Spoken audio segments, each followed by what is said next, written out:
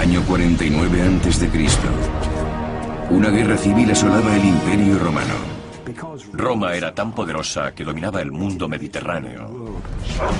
La violencia llegó al cercano Egipto, donde una joven reina ocupaba el trono del antiguo y místico reino. Se convirtió en uno de los poderes determinantes de la historia antigua. Su poderoso ejército no era el único secreto de su éxito. Su atractivo sexual tampoco lo explica. ¿Cómo pudo entonces esta emblemática reina desafiar a la muerte en una era brutal dominada por los hombres? Investigamos la vida secreta del último faraón de Egipto y abrimos el expediente misterio de Cleopatra.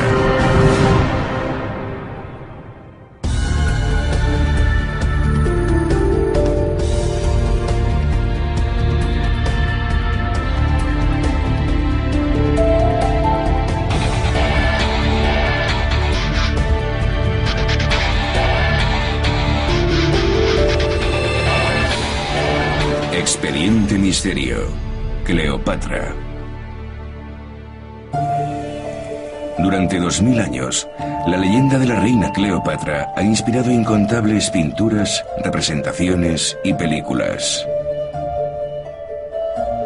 Pero ahora, los eruditos están buscando a la verdadera reina y estudiando cómo consiguió cautivar primero a Julio César y luego a Marco Antonio, dos de los líderes más influyentes de Roma.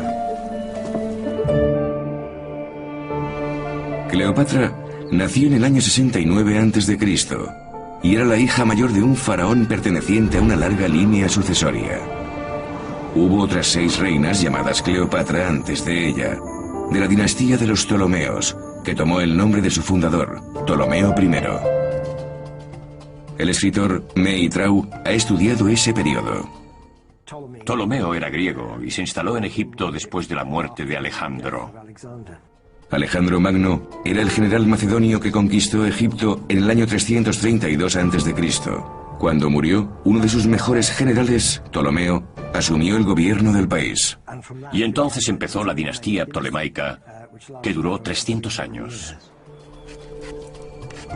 Cuando Cleopatra tenía 18 años, murió su padre.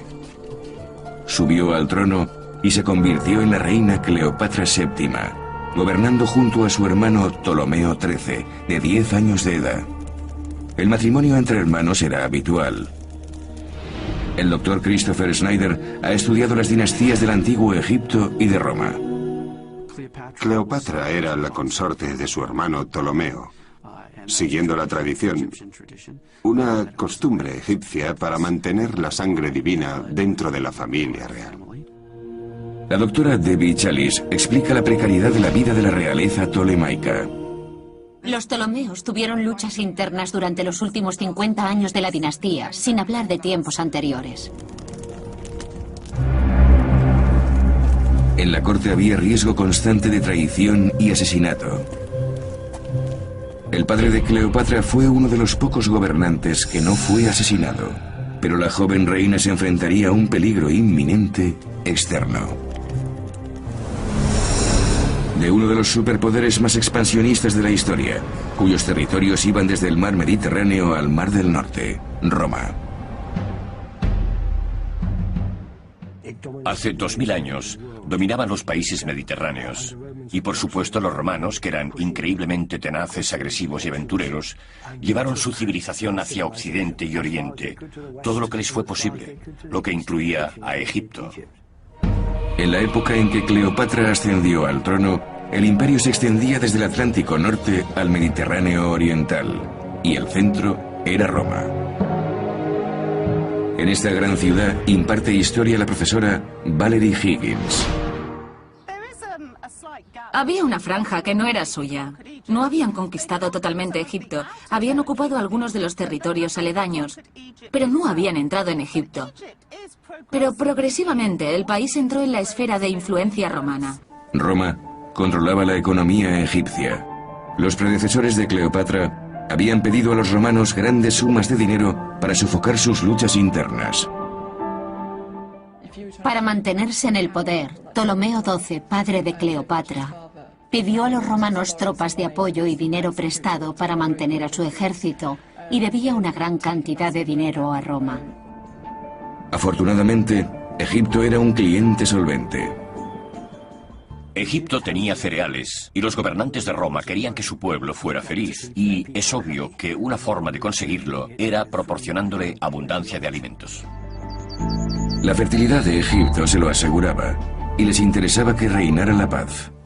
Si querían anexionarse Egipto como provincia, tenían que nombrar un gobernador. Un gobernador romano que controlara las riquezas del país, pero que también podía volverse contra Roma. Era mejor mantener en el trono al gobernante nativo, que era deudor de Roma, y así obtener lo mejor de ambos mundos. El rey Ptolomeo XIII de Egipto y la reina Cleopatra debían préstamos a Roma que tenían que pagar. Era una paz frágil. Podía terminar en cualquier momento. En el Senado había ideas contradictorias sobre si Roma debía ocupar o no Egipto. Durante el tercer año del reinado de Cleopatra, las luchas en Egipto por el poder dieron al dictador Julio César la excusa que necesitaba. Ptolomeo XIII tenía consejeros que le instigaban a rebelarse. Lo enemistaron con su hermana y derrocaron a Cleopatra. Cleopatra salvó la vida, pero tuvo que huir al exilio. César condujo sus tropas a Egipto con el pretexto de mediar entre la reina y su hermano. La única esperanza para la reina depuesta era convencer a César para que se pusiera de su lado. Pero Cleopatra no tenía nada que ofrecer a César. Solo una cosa. Ella misma. Pat Brown ha estudiado la vida y la muerte de Cleopatra. La historia cuenta que para presentarse ante Julio César, Cleopatra se ocultó en una alfombra enrollada y la llevaron al palacio. Desenrollaron la alfombra ante él y apareció la reina. El historiador griego Plutarco escribió que César se enamoró al ver a Cleopatra y quedó prendado de sus encantos. Julio César se instaló en Alejandría y se vio envuelto en una guerra civil entre Cleopatra y su hermano. Corrió grandes peligros y muchos de sus amigos resultaron heridos porque él se vio envuelto en aquel conflicto local. César se implicó totalmente. Sus fuerzas se unieron al ejército egipcio. La némesis y hermano de Cleopatra, Ptolomeo XIII, murió. Pero en vez de apoderarse de Egipto, César se lo entregó a Cleopatra y la nombró reina junto con su otro hermano, Ptolomeo XIV. Cleopatra volvió a su país y recuperó el trono. Los historiadores no saben cómo consiguió encantar a toda una nación y a un poderoso dictador.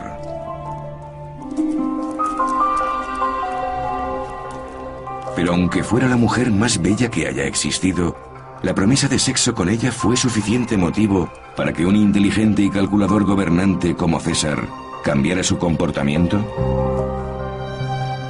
Perdió valiosos territorios, perjudicó su situación política y puso en peligro su vida.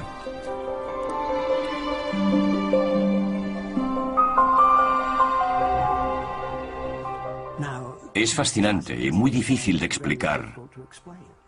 No se podía deber solo a una cara bonita. Tuvo que ser algo más que atractivo físico.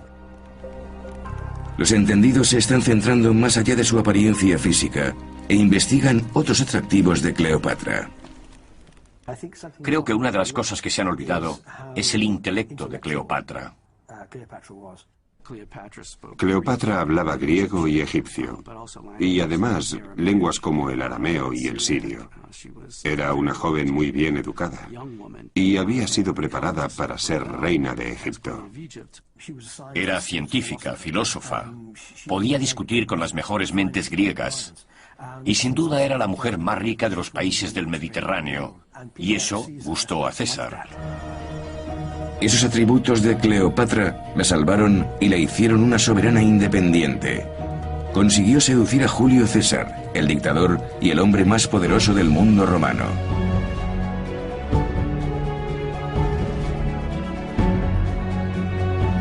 Pero el éxito conseguido terminaría con la caída de César. La República Romana era totalmente contraria a la monarquía y sospechaban que César pretendía gobernar como rey. Los romanos decidieron que debían derrocar al tirano. Y el 15 de marzo del año 44 a.C., César fue asesinado.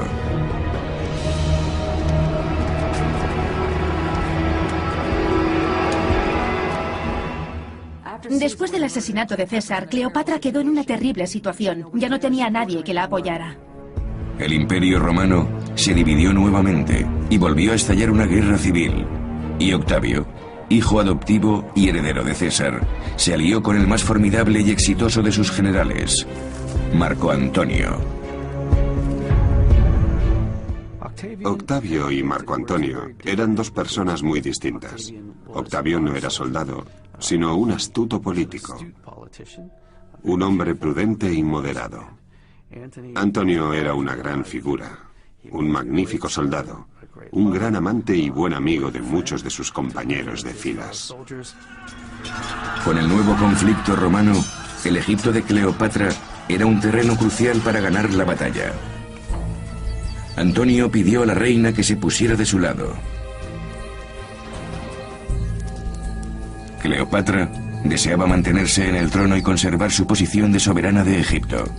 Y nuevamente no tenía nada que ofrecer a Antonio para que la apoyara. Nada más que su persona. Por segunda vez, Cleopatra sedujo a una de las personas más poderosas del mundo. Se presentó ante Marco Antonio e hizo todo lo posible por deslumbrarle. Tenía mucho que perder si no lo hacía así. En uno de los suntuosos banquetes que Cleopatra celebraba en su barcaza, se quitó un pendiente de las mayores perlas jamás vistas y las disolvió en un vaso de vino en un evidente alarde de riqueza. Eso es algo que asombraba a los romanos. La opulencia.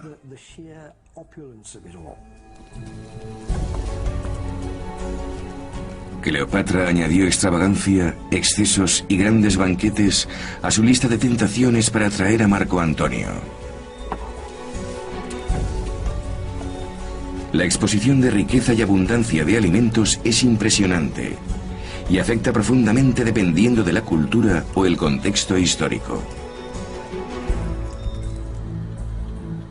En la Universidad de Nueva York, la doctora Lucy Brown ha escaneado los cerebros de sujetos que reciben estímulos positivos sexuales, económicos y gastronómicos. Veremos los cambios que se produzcan en la actividad de las distintas áreas del cerebro y comprobaremos los diferentes sistemas cerebrales que están implicados. Sí, está bien, perfecto. Magnífico. Los resultados obtenidos por la doctora Brown muestran que la reacción del cerebro ante los estímulos sexuales es similar a los que producen la perspectiva de conseguir alimentos y dinero. Estos alicientes producen unos profundos efectos neurológicos que van más allá de la cultura y el tiempo, y debían funcionar de la misma forma hace 2000 años. Lo que hizo Cleopatra fue mantener activo el sistema de recompensas, proporcionando todo ese maravilloso contexto a César y a Marco Antonio. La técnica de Cleopatra era mantenerlos en una situación de continuo placer. Todo estaba cuidadosamente planeado. Utilizaba su dinero y su sensualidad. Todo estaba pensado. Los vestidos y el perfume que usaba, todo muy bien calculado. Los historiadores han identificado un aspecto extraño en la forma en que Cleopatra sedujo a César y Marco Antonio, que tal vez sea la clave de su leyenda de mujer cautivadora y mágica.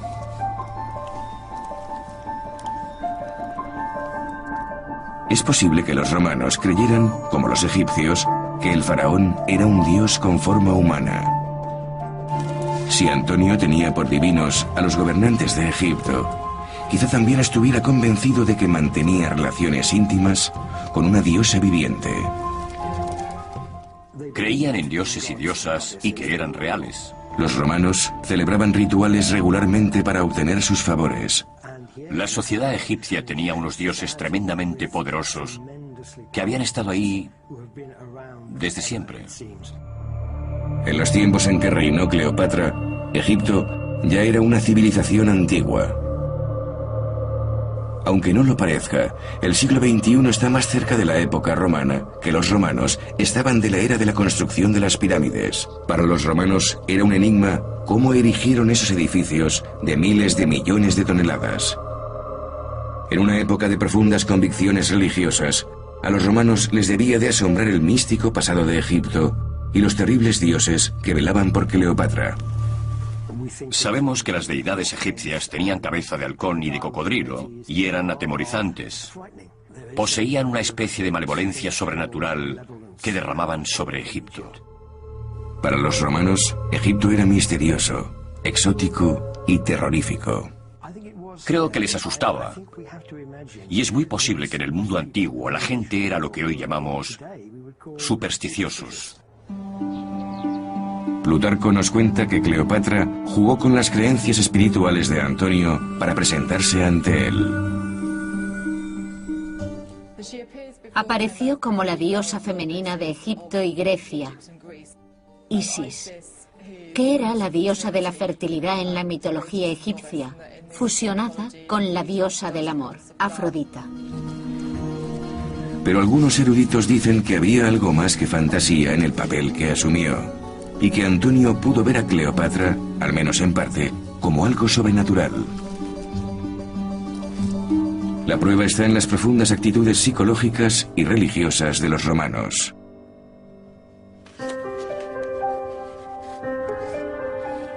El estudio de la obra de Horacio, el gran poeta romano, que vivió en la misma época y relató los eventos sucedidos, nos da una idea de cómo pensaban los romanos hace 2000 años.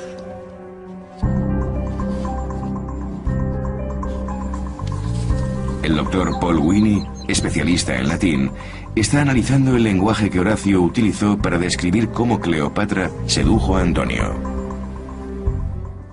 Horacio escribía con un estilo muy sofisticado, y no hay una sola palabra en sus poesías que no analizara con toda atención y cuidado. Ha estudiado varias de esas palabras escogidas en la descripción que Horacio hizo de Cleopatra. Nos la describe en el centro del poema como fatale monstrum, pero traducir eso es difícil, ya que por separado ambas palabras tienen connotaciones religiosas.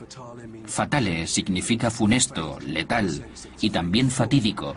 Monstrum es algo admirable y distinto, y al mismo tiempo, un monstruo es algo que se sale de lo ordinario. Horacio describe a Cleopatra como un monstrum, de donde deriva la moderna palabra monstruo, que significa que la consideraban fuera de lo común, exótica y extraña. A nosotros nos resulta difícil pensar que Marco Antonio creyera que estaba acostándose con una persona divina, porque ahora razonamos de otra forma. Nuestro moderno y cínico mundo es muy dado a pensar que las personas de la talla de César y Marco Antonio estarían por encima de eso, que eran duros, cínicos, muy inteligentes y no se doblegarían fácilmente ante esas cosas. No creo que eso sea cierto. No sabemos cómo era el mundo antiguo. Supongo que no conocían nada más. Las investigaciones indican que posiblemente César y Antonio creían que Cleopatra era realmente una diosa, y eso la hacía irresistible y respaldaba su plan maestro. Era una combinación de factores. Su presencia física, su belleza, que pudo ser acentuada por el maquillaje, los vestidos y el peinado. Se trataba de una mujer que hablaba varias lenguas. Era una persona amena. Y todo ello acentuaba su sensualidad, su poder. Era faraona del Alto y Bajo Egipto. Y todo eso añadido a su encanto podía hacerla parecer como una mujer diosa. Creo que a personas como César y Marco Antonio pudo parecerles enormemente poderosa. Cuando hubo seducido totalmente a Antonio, la pareja formó una asociación. Antonio obtuvo la riqueza de Egipto y Cleopatra conservó la vida, el trono, y Egipto siguió siendo una nación independiente. Los ejércitos de Antonio y Cleopatra, pagados y bien alimentados con el dinero y la abundancia de Egipto, contuvieron a su enemigo, Octavio. ¿Pero a qué precio? El conservador Octavio utilizó la ostentosa y tentadora vida de Cleopatra contra Marco Antonio. Lo desprestigió ante el pueblo romano, diciendo que el firme soldado había sido seducido por las malas artes de la cautivadora del Este. Finalmente, sus hombres se volvieron contra él, y ni siquiera con la abundancia de Egipto pudo Antonio mantener su poder militar en Roma.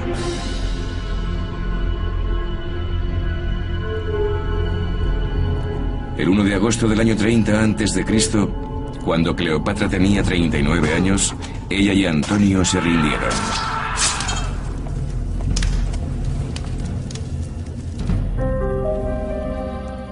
Antes de que Octavio los capturara y los llevara a Roma encadenados, Antonio y Cleopatra se suicidaron.